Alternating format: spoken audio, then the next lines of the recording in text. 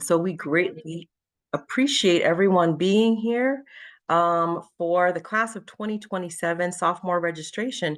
As we told students in classes today, we now see them not just as freshmen, but as our rising sophomores. So we are so glad to have so many of you logged on. As we told students today, this is intended to help parents and guardians better understand the same information that we went over with students in their English classes, which we greatly enjoyed being able to go in and walk them through some of the processes that we're going to explain to you this evening. On the screen, you will notice that there is information about how to get our reminds. So information that may not be available this evening, but that becomes available later on, we will always send messages to students through Canvas messages and through Remind. So if you're not already signed up for that, you may want to go ahead and get yourself started. I'll also let you know that counselors are standing by in the Q&A to answer questions. So we'll be covering several things. We'll talk a little bit about how to make your selections. We'll talk about credits and the information that you need to formulate your schedule for next year. So many things will be covered, but if anything does need clarification, please know that you can ask questions in the Q&A. Okay. And let's see. I was able to advance my slides. I'm trying now. Mr. Trosh, I might need some guidance with this. Go ahead and click on the screen. It may just went off that window. So just click on there. Now you should be good. Got it. Thank you. Okay, so this is our counseling team. Your students had the chance to meet with us today. We were spread out through different English classes. They can always see us at lunchtime. Counselors are available to answer questions for students at lunch. Two people who are very instrumental to our team who aren't pictured are our counseling secretary, Ms. Emily Stevenson, and our guidance technician, Adriana Talamantes. Especially during this season, we encourage students that if they do have questions, or parents, if you have questions, if you reach our secretary, quite often she can answer some of those basic questions as they relate to registration, schedules, and things like that.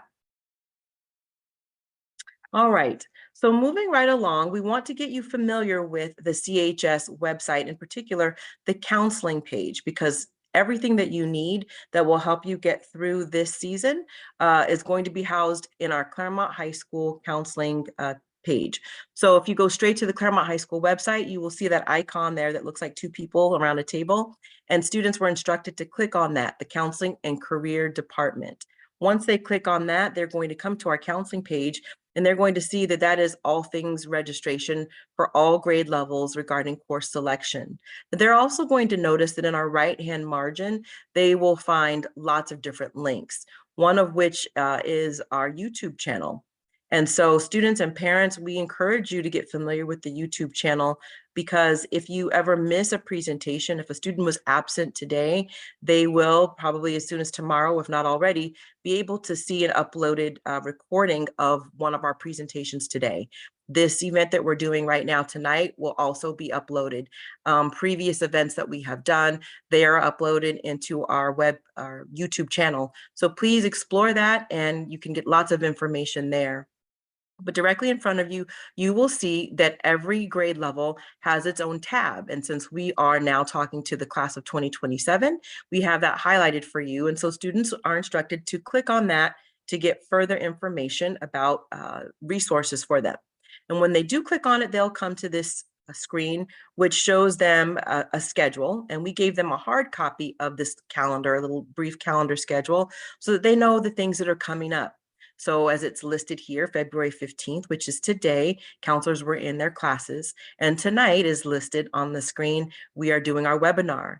The next significant date is February 22nd. So as we explained to the students, they have a week in which to make edits to their selections. In every class today, we walked them through making their selections for sophomore year. They've already chosen their courses, and we've had them submit. But we told them, don't worry, don't panic. We intend for them to make edits, especially after tonight. So once you've had a chance as parents and guardians to hear the information, you can go back with them and make edits accordingly. The form will close 11:59 on February 22nd. However, students will be meeting with their counselors individually via their PE classes. So between March 18th and March 22nd, we will finalize their list or their course requests. And so they will see us through their PE classes. We'll give them a copy of their transcript, and we will look at their selections and make sure that their selections make sense and match what their goals are. And so even though it closes for them, counselors will still be able to edit on the student's behalf.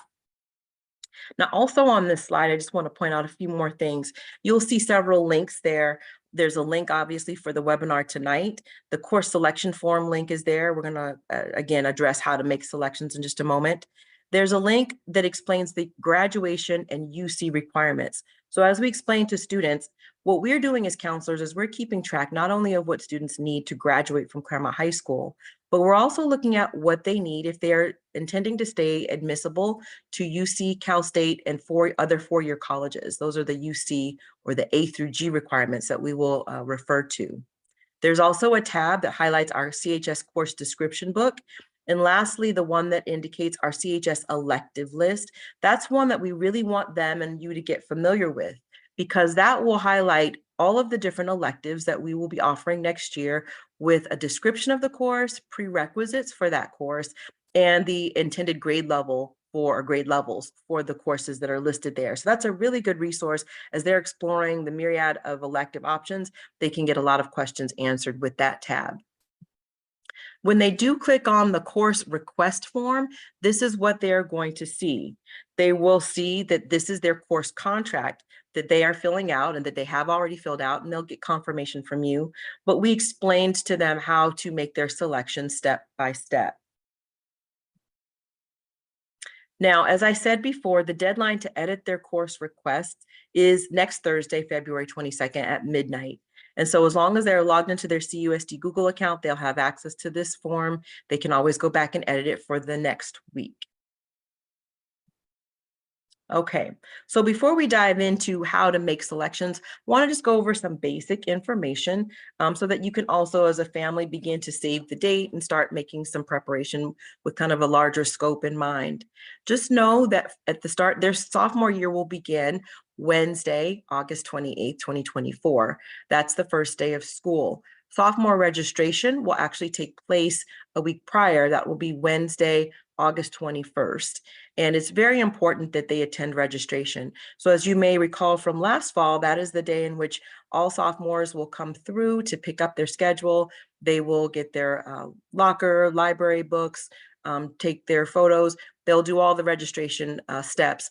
But in particular, they will get their schedules. And if there are issues that we need to address with their schedules, that would be that period where we would want to see them. And so please try to arrange your summer plans so that they can be available on August 21st. A few more things to mention to you.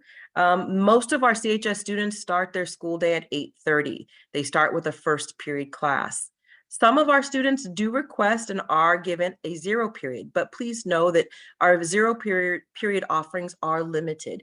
0 period classes are really largely based on teachers who are able to teach at that time of the day. 0 period starts at 7:25, and students with the first period start at 8:30. So if a student wants a 0, they do need to request it. No one will be put into a 0 who doesn't request it, but they absolutely have to request it if it's something that they want. 6 classes are required each school year. We have 1 lunch period, and sophomores who do meet their grade, attendance, and discipline requirements are able to leave campus for lunch. So that's an incentive for them, especially this semester, to keep those grades up, make sure that they are in school on time, and that they keep their discipline record or their behavior record clean so that they can earn that reward. Okay, so let's talk a little bit about credits. It's important for students to understand and for parents to also understand that 5 credits are possible per course. And so as I explained in one of the English classes today, if students are in 6 classes first semester and each class is worth 5 credits, that means they can have a total of 30 credits earned each semester, which means 60 credits total per year. So we can see how quickly that adds up. Students often think, wow, 220 is a lot of credits to earn to graduate, but in reality, they should earn more than that because they should be earning at least 60 per semester. A D is passing. So some students are shocked to learn that, yes, a D will give them 5 credits. However, a D is not sufficient to move on into certain levels. So for example, math or world language or higher level science classes, students will be prohibited from moving forward with D grades. So we do not encourage them to shoot for a D. But it is valuable for them to know the difference between a D and an F, because an F is 0 credit. So when students are sitting between grades, we often tell them, if you dress out for PE, if you turn in those assignments, pull your grade up, because a D is going to give you 5 credits and an F will give you 0 credits. It's also very important to note that C's or better are required for 4-year college preparatory coursework. So in other words, even though a D might allow a student to get credits for English, a D will not be admissible or considered a permitted grade to be admissible for 4-year colleges. So again, that's all the more reason for students to understand the importance of going to tutoring, getting support when they need it, to keep their grades so that they have as many options as possible. Okay, so a few ideas about what they can do over the summer, because we're going to consistently encourage students to not only develop themselves academically, but overall, because being well developed academically also means that you're a well-rounded person. So things that you can do in the summer: obviously, you can use your summer for summer school. CHS summer school is intended largely for students to remediate D or F grades. So a student who does earn a D in a class and they want to be 4-year college eligible, we will encourage them, please remediate that in the summer, bring that grade up. And definitely if they earn an F during the school year and need to remediate that for graduation purposes, we encourage them to use summer school. We do offer enrichment classes. These on the screen are some that CUSD will be offering, or have offered in the past, and will very likely offer this summer. I will tell you that summer school information is still being updated. So when you go to our website and there is a tab that talks about summer school, it will just kind of loop you back to the main website. That will hopefully be updated, and we'll have more information to share with students when we do meet with them one-on-one a month from now. But these are just some ideas for summer. A little bit of information about something that always comes up. Students quite often will ask, can I take summer school elsewhere? Can I do it outside of CHS? And we base our advice to students on our course offerings at CHS. Those are the classes that we know that we're familiar with. Those are the classes that we know are permissible for graduation, that are permissible for A through G, and for our student athletes, our courses are NC2A approved. We cannot recommend or advise on outside coursework because we don't always know if those courses still meet that same criteria. So if a student is taking something elsewhere and they're planning to go to a 4-year college or be a college athlete, we're not always clear on whether or not those outside courses meet the criteria that we know they will need. And so again, for that reason, we really advise students, when as much as possible, to take coursework offered at CHS. And over the years, we have widened our course offerings. And so they do have a wealth of things that they can take at Claremont High School in the summer. All right, so we're going to circle back to some nuts and bolts about what students need for graduation. So the next few slides will explain that, and it's going to explain it in the context of what they need to graduate alongside what they need to be A through G compliant or ready for 4-year colleges, if that's what their goal is. So again, this screen highlights some basics. Students need 220 credits to graduate. Most students, or many students, will graduate with more than that. The credits need to fall in the following areas: 30 credits of social science or history, 40 credits of English or all 4 years of English, 20 credits of math, which must include integrated math 1. So for our students who started Claremont High School, maybe in a higher level math, because they took integrated math 1, perhaps in 7th or 8th grade, when it's time for college, that's totally fine. Colleges will often ask, was a more basic class taken in middle school? But for graduation, students do need 20 credits or 2 years of math. They also need 20 credits of science, and they need 10 credits of either art, world language, or a career tech ed or ROP class. So again, students are sometimes surprised to realize, you mean I don't have to have a world language to graduate? Not to graduate. To graduate, it could be met in any one of those 3 areas. Language is important for A through G, which we'll talk about in a moment.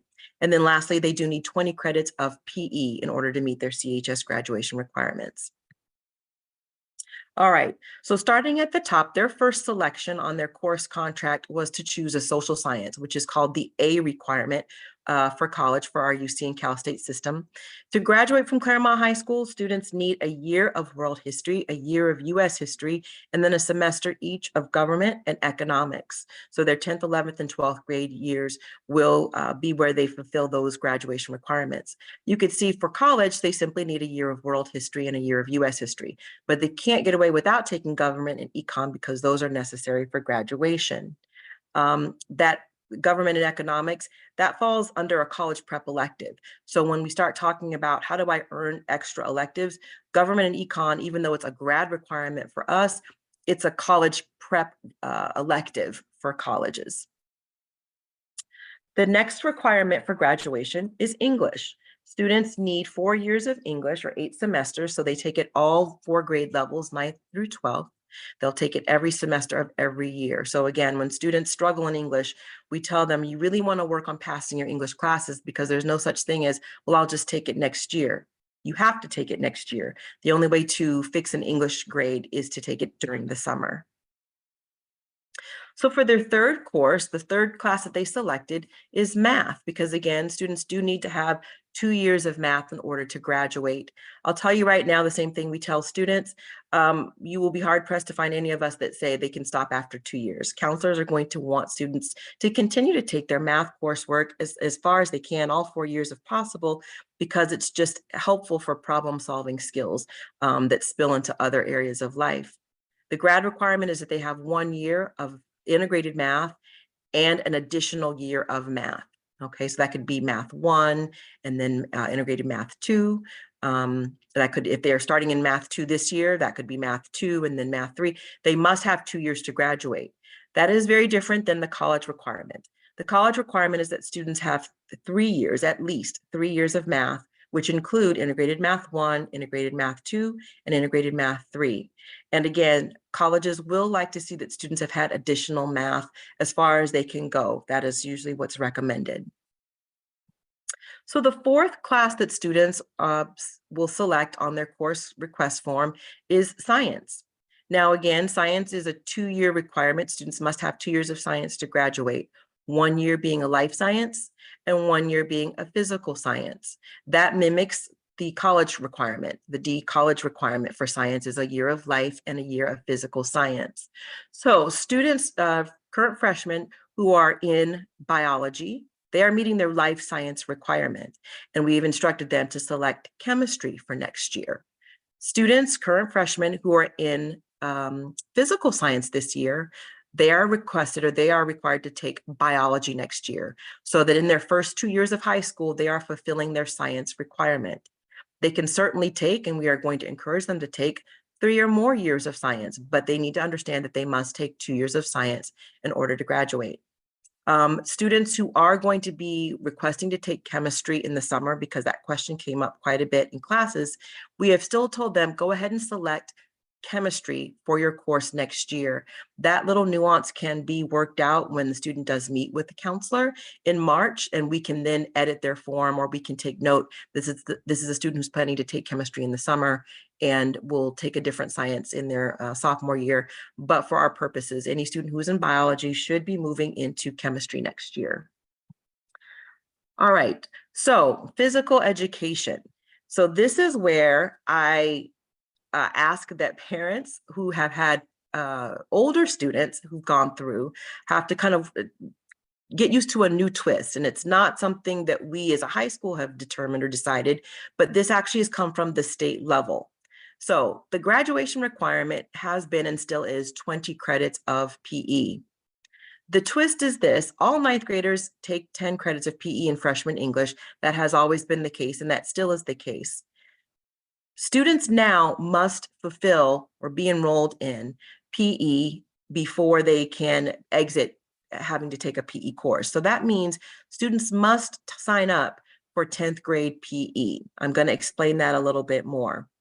So as the slide indicates, all students have to complete 20 credits of physical education prior to the end of their sophomore year. And they must be concurrently enrolled until the completion of the 20 credits. Once upon a time, just a few months ago, students could fulfill those PE credits with sports activity.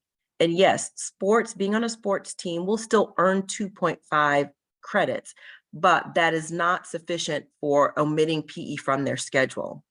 Now, there are a variety of ways that students can get those PE credits completed. They can sign up to take a PE course next year, and we guided them that they can take badminton, volleyball, or bodybuilding, because we don't have a designated sophomore PE class, but the PE courses are those 3 courses. If a student is an athlete, a CHS student athlete, and they are willing to have a 6th period, we will be offering a new team sports PE course, and that will only be offered at 6th period, but what it will allow is our athletes to have an actual PE class that will allow for them to do their conditioning in preparation for their sport. So that actually is a benefit and a positive, so that students who are athletes can sign up for the team sports and they can earn their PE credits that way. We also are offering PE in the summer. So students can sign up to take 2 sessions, first and second session of PE, and fulfill their PE requirement that way. And there is also an online option for PE during the school year. So again, I know that this is new, and we explained this in a great bit of detail in the classes today, but I did want to make sure that you understand that PE is a requirement in any one of those configurations for sophomores. All right, so moving on, world language and visual performing arts. So as I said a few slides back, the graduation requirement is that students have either of these 3 things: a year of world language or a year of art. And we have a variety of art classes, whether it's a visual art or performing art. There are many art courses that are listed in the elective catalog, or they could fulfill a year of career tech ed coursework. That would be audio production, stage tech, mental and behavioral health. So we have a variety of ROP classes that students can take, and that fulfills that grad requirement. For college, that it's a different requirement. Students do have to take 2 years minimum of a world language. So students who are in a first year of Spanish, French, or German, we're encouraging those students to take the 2nd year to meet that college requirement for 2 years.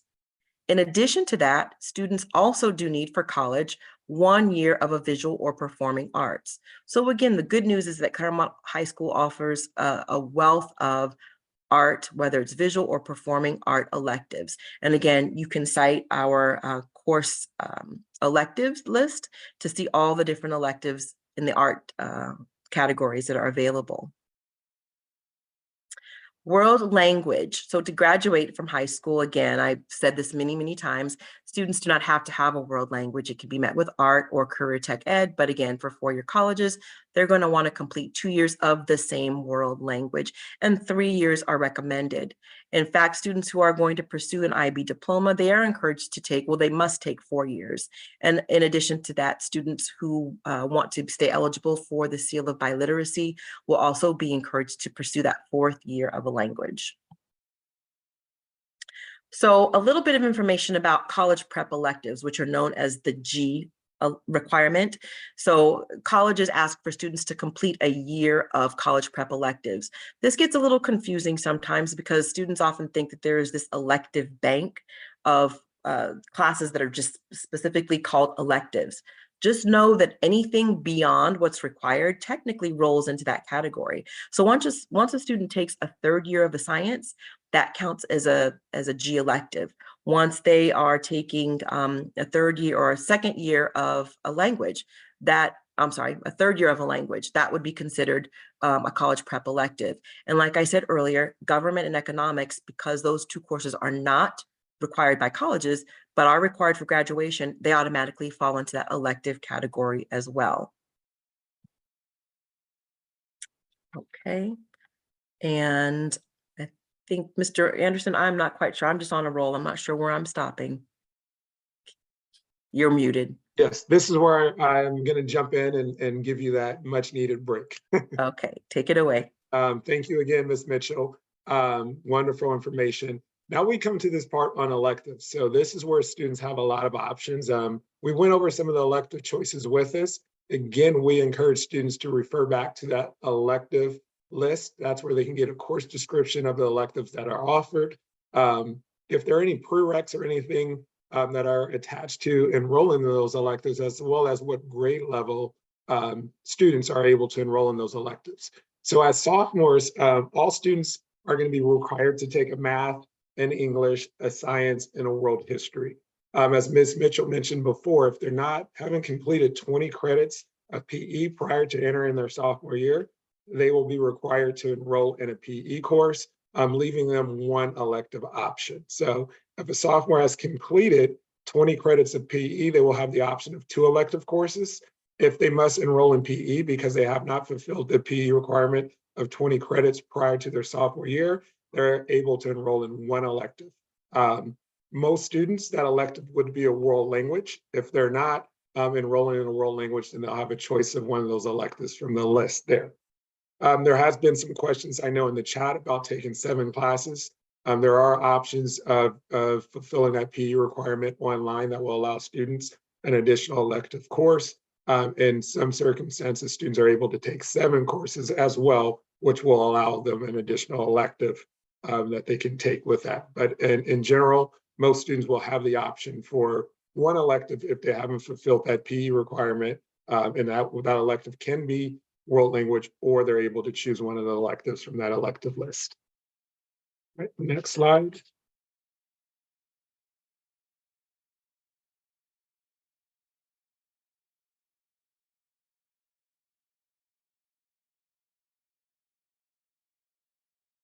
One of the areas that we want students to really consider when they're choosing elective options is the regional occupational program, ROP, or our career technical education courses.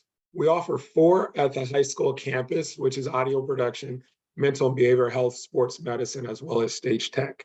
We encourage students, if they're enrolling in these courses, to take the first year as well as the second year so they become a pathway completer.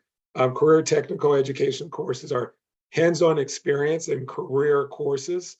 Students obtain job skills and technical skills training so that they can be successful and employable in entry-level employment.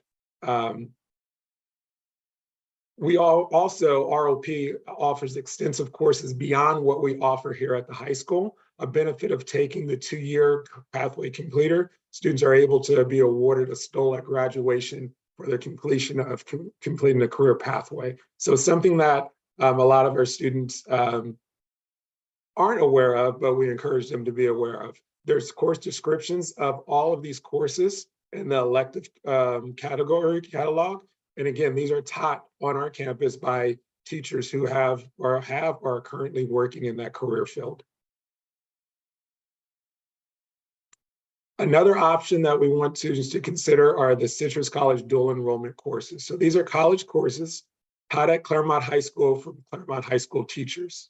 Students receive 3 transferable units for each dual enrollment course that they take. So they earn 3 college credits that are transferable to California community colleges, Cal State universities, as well as UCs. In addition, students earn 10 credits, 10 high school credits per course. The courses are semester long. These are the ones that are offered to current sophomores or current freshmen who are going to be sophomores. So we offer Art 110 and Art 199. Both of these are offered over the summer. Art 110 is offered during the school year as well. Art 199 is only a summer offering for students. Counseling 160 and Counseling 207 are 2 courses that are offered during the school year. Muse 113, which is History of Rock and Roll, History 139, and History 160 are also offered during the school year. Since they're semester-long courses and students will earn 10 credits, we encourage students, if they sign up for 1, to sign up for 2 so that it matches within their schedule to equal a year-long course. So a great opportunity for students to earn additional credits, as well as get a jump start and start getting some college credits that are transferable prior to their start of college. All of those dual enrollment courses are weighted on your GPA for the GPA scale as well. So An A is weighted as 5 points, a B will be weighted as 4 points, and a C will be weighted as 3 points on the GPA scale. We do have a lot of athletes who aspire to play collegiate athletics after graduating high school. It's important when we're meeting with counselors. Ms. Mitchell mentioned earlier that there's kind of 3 things that we kind of monitor each time we meet with students during this registration process. Number 1, we want to make sure they're choosing the appropriate courses to be on track for graduation. 2, if they're planning on 4-year college or universities, we want to make sure they're on track and taking the appropriate courses to meet the A through G requirements. In addition to that, if they're an aspiring student athlete, we want to make sure they're meeting the requirements to satisfy the NCAA eligibility requirements. So it's important for students to let us know. The NCAA requires a certain set of courses as well as a minimum GPA to be eligible to participate in a Division I or Division II level. We have listed the website here. There is a worksheet also on our website that students are able to view, but this is something that we monitor and track with students all year long. In April, we will be having NCAA workshop where we have a coach from the Division I level, Division II level, and Division III level that kind of goes through that process of recruitment and answering any questions that student athletes may have. In addition to the elective classes, we want students to be engaged and involved in school. Students who are involved in school are more successful than students who are not. So we offer a variety of clubs and organizations that students can get involved in at school. I think we're right there around that 65 to 70 mark of clubs that students can get involved in. Every year, early fall, we have a club rush where they set up tables, and it's a club fair where students are able to go around, check out what's being offered, meet club advisors, sign up to attend club meetings, and get involved. If there is a club that a student is interested in that we don't currently have on campus, where they are highly encouraged to go through ASB and sign up to create a new club on campus as well. So there's lots for students to get involved in on campus and stay connected. Volunteer opportunities. It's important for students to get out and engage in the community as well. It's something that colleges want to see, what students are doing beyond their normal high school experience and getting out in the community to be involved as well. Here are a couple examples of what students have done in the past, local areas, but this list has grown.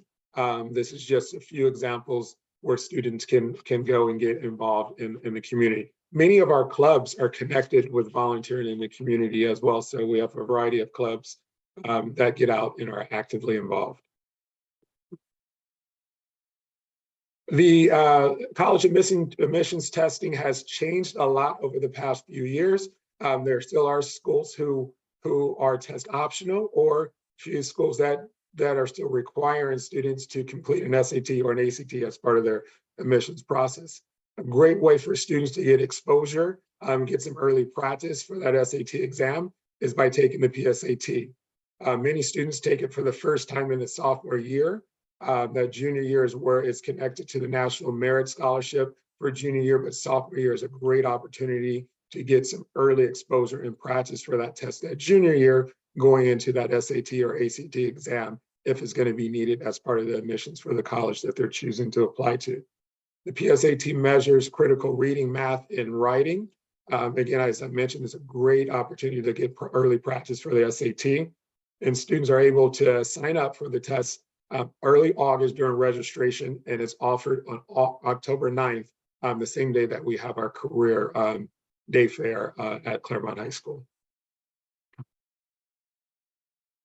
Just as a reminder, the electronic course request, we were in every student's English class today, reviewing the electronic course request with them. All students actually went through and completed the course request prior to leaving the class. They have up until next week on February 22nd to update and make any changes to their course request. At that time, it will close, but we will be meeting individually with students via their PE class. And that's where we'll review their course request, make any necessary changes to ensure that they're in their appropriate classes for high school graduation, as well as their post-secondary plan. We advise students that if they have any additional questions, all counselors are available during lunch. So that's a great opportunity for them to come by and ask any questions that they might have in relation to their course requests or course selections that they have. So it's a process. It's a process that we support them all the way through. And then we continue supporting them throughout the week, as well as during those individual meetings when they come during their PE class. So I'm going to turn it over to Ms. Gosnell, who's the IB Middle Years Coordinator, and she's going to go over the IB Middle Years program and give information on for any students who are currently in IB Middle Years or any students who might be interested in joining the IB Middle Years program. Thank you, Mr. Anderson. Good evening, families. So my name is Andrea Gosnell. I am the MYP coordinator. I work across El Roble and CHS implementing the program. This year, our students in 9th grade have already been presented to about the program next year. And so I went in last week into all English classes and discussed with them some of the shifts in the program for the 10th grade year. Can we actually go back to the other slide real quick? Thanks. So we will be fully implemented at 100% because this is a gradual development of a program, because it does take 3 years to build the curriculum and some of the components within the program. Next year will be our 100% implementation. So that means every single unit that students engage in within their courses will be MYP. I also want to reiterate, if you are not on the program or if you are in the program, the commitment is that all MYP students who opt into the program will be placed with MYP teachers. And so those are teachers who are engaging in rewriting the curriculum to meet the MYP expectations. I'm just going to briefly go over, because there will be a full program Zoom and webinar on the following dates: Thursday, February 22nd at 7 p.m. and Friday, February 23rd at 12:30. So there is a one before the course request form closes and one after. But as the counselors mentioned, they do then meet with them one-on-one. So if students change their mind, they can discuss that with their counselor during their meeting with them. The real intent of the MYP program is to give students not only rigorous course design, but also embed critical thinking, collaboration, and service into the classroom setting. So teachers who have gone through training and rewriting their curriculum have worked towards embedding these elements into their curriculum on a daily basis. So they teach the exact same content standards as non-MYP classes. They just teach it in the philosophy and structure that the program requires classes to be structured as. The real intent is to embed these experiences that are transferable not only to the classroom setting, but to the world outside. Really working on that community member and the idea of global citizenship. One huge element that is new to the 10th grade year, can we advance to the next slide, please, is the personal project. And the presentation and webinar that I will be giving on those 2 occasions will really go into this and discuss it. So you as caregivers of our students can start being thinking partners with them. They were presented with some of these ideas in my presentation, because this is the element of the program that did surprise kids this year. So I'm trying to overly inform this school year so students go into the 10th grade year as MYP students informed. So what that is a 10th grade project, which is really a passion project. So students choose a topic of their interest.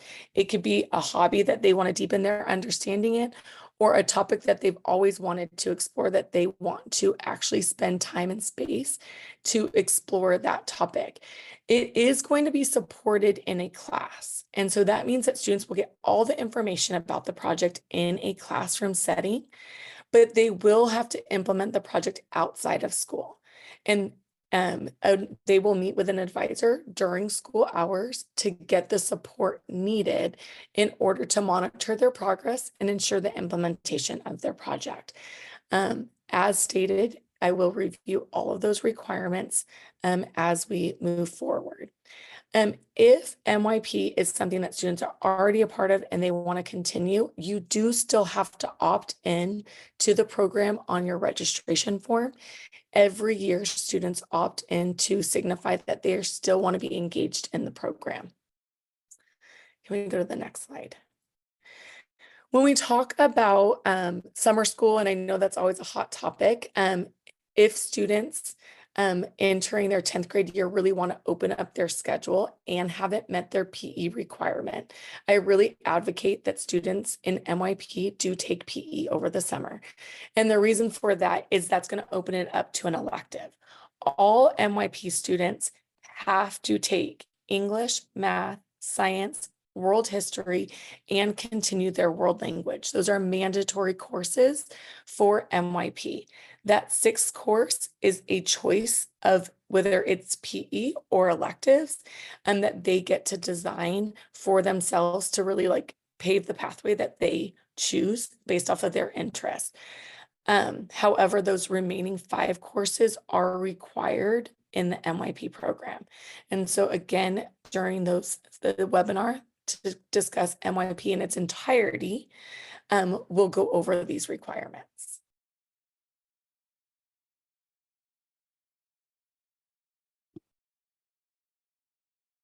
All right.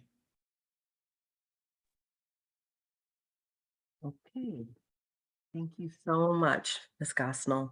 And so again, we encourage students to please take advantage of the presentations that will be given to better help them understand MYP and understand the project, as Ms. Gosnell was explaining. I'm not sure if we have any questions in the Q&A that we need to answer live. One thing that I did want to mention, and I don't think that I mentioned it earlier, but you'll see it on the counseling website.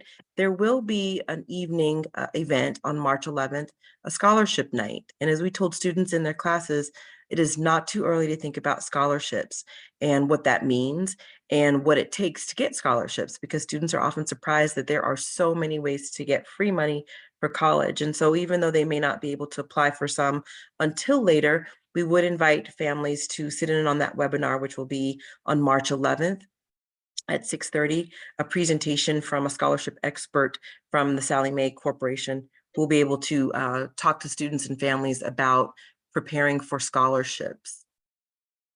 So I have a question, since we have Ms. Gosnell here with us. Is there a class where the IB project is described? Or is there a separate class where will be part of homeroom or something else? So how is that IB project described, communicated? Okay, so the support of the project will be embedded into a classroom. Leadership has not decided the structure of that yet. It's just determined that in order for students to be successful, we need to have it embedded into a course within the day. So that has not been decided, but it will be a part of a cohort where they are all together at one point of their day within a class to get the information. So hopefully by next week, I will have more to share. Okay, perfect. I had a question about AP Econ, AP Government. I know Ms. Aber is answering that, but I want to broaden this. Is how do I qualify to take AP classes in future years? So AP classes, enrollment AP classes are dependent on the meeting of prerequisites. So every one of these courses has a prerequisite that students need to meet. If students meet that prerequisite, all they have to do is add that course to their course request form. In certain circumstances, if students are not meeting the prerequisites, there is a waiver system that students can fill out. And that is something that the student should be talking with the counselor directly about. But in general, as long as students meet the prerequisites for those AP and IB classes, they can absolutely enroll in those as they move into future years. Okay. Let's see here. Question, is there a place, I just lost it. Is there a place where students get ideas about their MYP project? So The way it works is in May, I will start holding informational seminars for students, and we start talking about the project as a whole, and we start generating ideas. Then I will hold office hours throughout the summer and at the end of the school year to just generate ideas and be a thinking partner for students. And when we get back within the class in which it's embedded in, we'll have times where in the initial stages of the conversation, there's more idea building to generate possible project ideas before students get started. So not only do we give them the support during the school year, but they'll have from this May to next October when we actually start it to generate ideas. And again, I'm taking advantage of Ms. Gosnell being here. Question was, my student was not in MYP as a freshman. Can they join as a sophomore? Yes. So students can join as a sophomore. There will be a before school starts session to kind of like a boot camp, shall we say, of some of the things that they would really need to be aware of in order to access the curriculum. So there's different terminology structures and things that we've really worked at enhancing. So then when they get into the classes, they are caught up to speed of their freshman year. So, Excellent. and you'll get notified of that. Perfect. I have a question here. If my student takes chemistry during the summer, can the student take an elective during the year in its place, or do they have to take another science? Ms. Mitchell, do you want to answer that one? Sure. So if I'm understanding correctly, if a student takes science this summer, that means that they would have fulfilled 2 years of their science, correct? Okay. Correct. So again, our goal is to make sure that students have as many options as possible. And so this is where it kind of varies from student to student. In some cases, I would say perhaps yes, if a student does fulfill that, perhaps they could be finished. However, I would want to have a deeper conversation because we all recognize that moving into their sophomore year of high school is still it's still early, and we want them to have as many options as possible. 2 years of science are required for graduation. They would fulfill that requirement. However, 3 years are recommended for four-year colleges. And so with that said, it's a balancing act. So I don't want to infer that students have to always just do what colleges are asking them to. But in our experience, we know that what a student thinks they want to do going into their sophomore year may be different than what they want to be able to do when they're going into their junior and senior year. And so for that reason, I think we would all probably encourage a student to consider maybe a third year of a science, or to consider taking that chemistry class during the course of the year. Summer chemistry is very fast paced. And it's not always recommended that students do that, especially students who really do want an understanding of science and want to create a base for maybe moving into higher level sciences. And so again, there are reasons that it's offered, but it's not necessarily to say, let's just get through this. To get a better understanding, I would say if that's going to be your only science, you can reserve that for your sophomore year. That's how I would approach that. I think most of us on the counseling team would encourage a student who does do science in the summer to think about at least doing a third year of a science, which is the recommendation for most four-year Yeah. colleges. It would be a way, though, if a student is in band and they wanted to be able to make sure they could take band, that would be a way to ensure that they could get into that elective. So it is possible. But again, Right. we would highly recommend doing a third year in either the junior or the senior year. If we take chemistry over the summer, can they take AP science classes in the sophomore year? Yes, and we have many students who will do chemistry over the summer specifically to get into AP Chem, AP Bio, and AP Environmental Science. And all three of those would be options to sophomores. Okay. We have a couple questions about taking integrated math 2 over the summer. Mrs. Mitchell or Mr. Anderson, do you want to answer that one? Okay, I'm not seeing the question, so is it specifically just asking, can If my they? student is in integrated math 1, can they take integrated math 2 over the summer? So to the best of my knowledge, integrated math 2 is I don't believe we're offering the full year. Correct me if I'm wrong, but I don't think we're offering a full year of integrated math 2. So again, As of right now, we are not. right. So that would not be feasible to do at Claremont High School. And again, as I mentioned earlier in the presentation, anytime a student takes coursework outside of Claremont High School, we run some risks because again, these are classes that are unknown to us. So if a student's goal is to advance in their math and they take a summer course somewhere, we lose that ability to know if it's going to be aligned to best prepare them for the next level of math when they do come back in the fall. So if it was a student of mine who was asking that question, I would say, what's your goal? Are you attempting to take integrated math 3 in your sophomore year?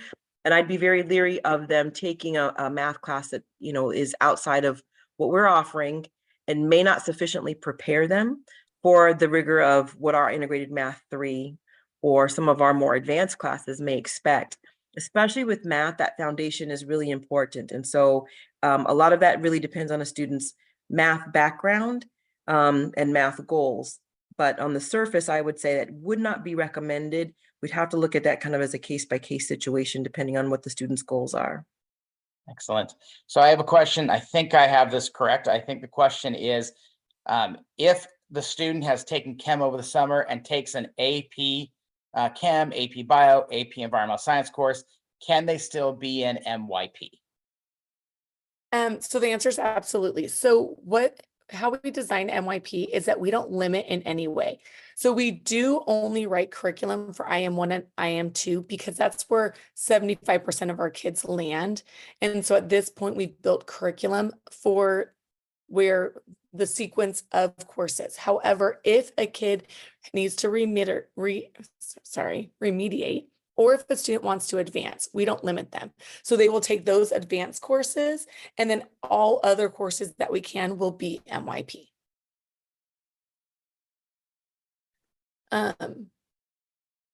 So how long is MYP? It is a 2-year program. So it's actually a 4-year. It starts in 7th grade at El Roble, but it's 9th and 10th at CHS. And in their 10th grade year, students will earn the certificate by being 1, a part of the program, and 2, completing the project.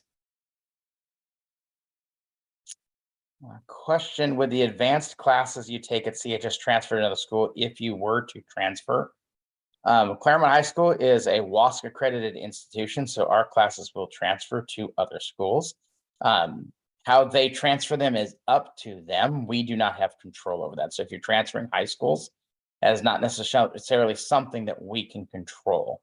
But AP classes, IB classes, MYP classes are recognized universally. So that would be something that I can't imagine there wouldn't be a reason they would transfer without any problems. Okay. All right, so can a student in IM2 this year take IM3 over the summer, or how could they take IM3 pre-calc next year? So Claremont High School does offer, we do not offer integrated math 2 during the summer. However, we do offer, or integrated math 3, excuse me. We do offer integrated math 3, enhanced integrated math, and AP pre-calc. That is integrated math 3 plus AP pre-calculus in 1 year. And students can sign up for that as rising sophomores on the course request form. So that is an option to take during the school year next year. Let's see.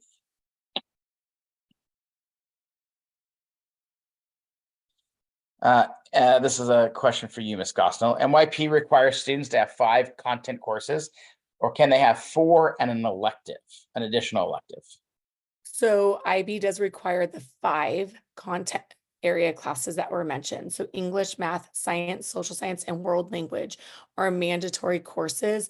And then the 6th is an optional. So there was a comment about taking PE, science over PE. Over the summer. The reason why I advocate for PE is because if you really want to open up your schedule and you need to take PE, if you don't take that over the summer, it's a requirement to take it during the school year. And so really opening your schedule up is by doing PE in the summer. So that's why I advocated for that. And there was also another question is if you take MYP and IB, will you receive a certificate for both of them? And the answer is yes. So NYP ends in the 10th grade year, and then there is the diploma program for your 11th and 12th grade year. And so you will earn a certificate in your 10th grade year and a diploma in your 10th grade year, or sorry, excuse me, 12th grade year. Yes.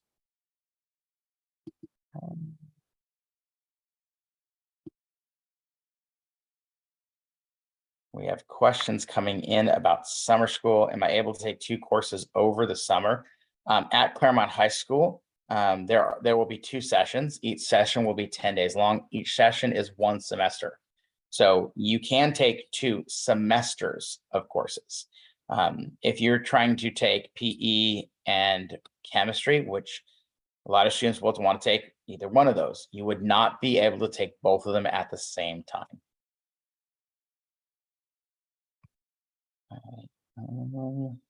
There was a question about asynchronous PE during the school year. If your student is interested in taking the asynchronous PE during their sophomore year, there is a bubble for completing that request on the course request form. And it's something that we shared with all of the freshmen today in their English class. If they have additional questions, please have your student come see their counselor at lunchtime and we can help them further. Okay. We have a question. Can science classes be accelerated by external education over the summer? We call that distance learning here. And yes, there are options to take courses at other institutions during the summer. That would be a conversation your student should have directly with their counselor. Claremont High School counselors cannot necessarily advise on other programs. Those things change frequently.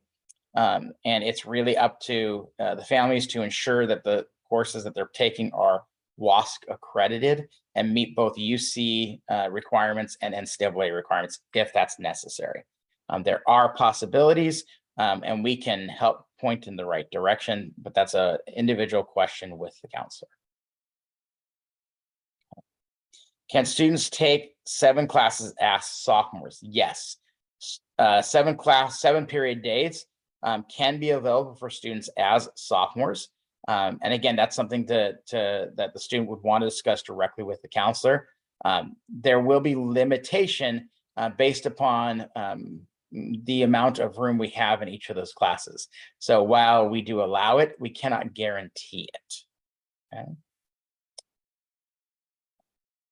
Can we describe what asynchronous PE is? Ms. Mitchell, Mr. Anderson, do either one of you want to take that one on? Sure. So asynchronous PE students will be enrolled in asynchronous PE, and they will have a Canvas course where they will have to list activities, log in their activities that are required through the Canvas course weekly. It's not a set time, but they will just have to log their activities through the Canvas course.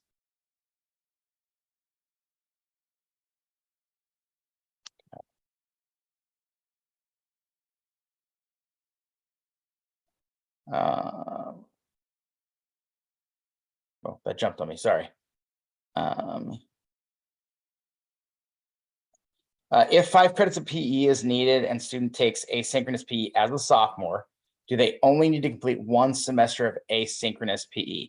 So the way it is written is students must be continuously enrolled in physical education until they've completed the graduation requirement of 20 credits.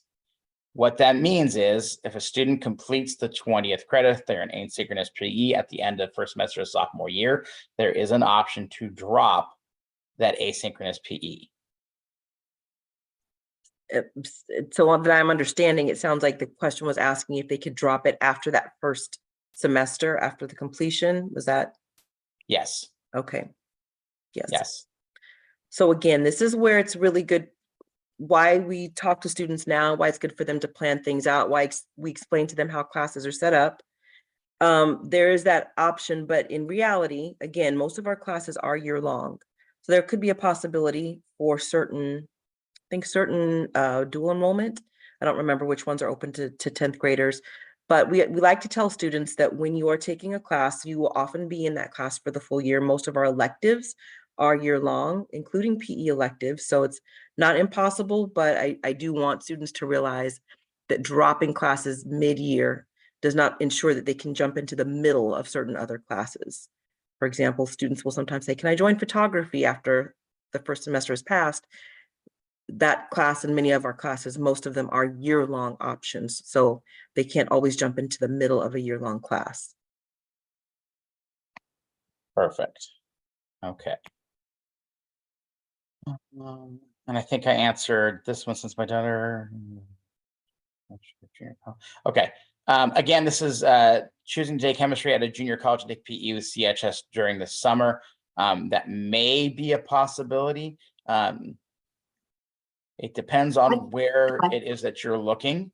I'd be Ms. really Aber? cautious. I'd really be cautious about taking chemistry at a community college because that's a chemistry course at the college level, not a high school level. Both the pacing and the course breadth are going to be very different than high school chemistry. So again, this is a conversation with your counselor, but yes, you are correct. It's not possible to take 10 PE credits in Claremont Summer School plus 10 chemistry credits. Sometimes it might be a decision between one or the other, such as chemistry in summer school to advance in science sophomore year, and maybe in asynchronous PE in the school year for sophomore year. That could be a solution too. But I would be very cautious about community college chemistry. Yes, thank you.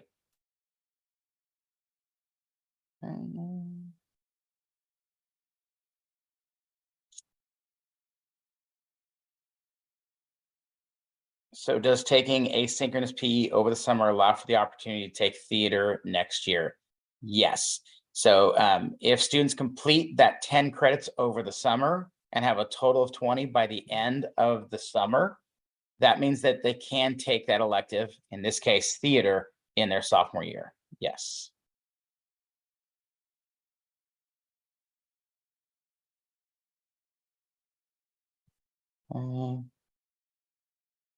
Sorry, here, let's see here.